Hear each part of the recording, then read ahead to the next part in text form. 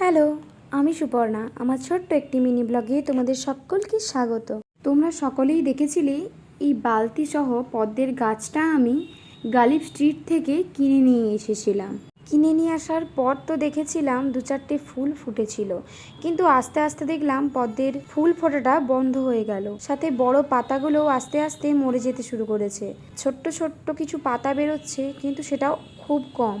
তাই বেশি দিন দেরি না করেই আমি রিপোর্টিংয়ের কাজটা সেরে ফেললাম। তোমরা দেখবে এক্ষুনি এর ভেতর থেকে খাজানা বেরোবে। হ্যাঁ, দেখে মনে হচ্ছে ইস কি নোংরা রে বাবা, এরম আবার কেউ করে? কিন্তু এটাই হলো পদ্মের ঠিকঠাক মিডিয়া। এতেই তোমাদের পদ্ম গাছ একদম ঠিকঠাকভাবে গ্রো করবে। যখন আমি পদ্মের গাছটা কিনে নিয়ে এসেছিলাম যে পরিমাণ আনন্দ হয়েছিল, এখন তার দ্বিগুণ বেশি আনন্দ হচ্ছে এতগুলো টিউবার দেখে। এতগুলো টিউবার তো আমি বসাতে পারবো না, তাই কিছুটা নিজের কাছে রেখে কিছুটা বাড়িতে আর কিছুটা দিদিভাইকে দিয়ে দেব। যেদিন আমি টিউবারটা বসাবো সেদিন তোমাদের সাথে ভিডিওটা শেয়ার করব। তোমরাও আমাকে কমেন্টে জানিও তোমাদের কাদের কাদের বাড়িতে কোন কোন ভ্যারাইটির পদ্ম রয়েছে।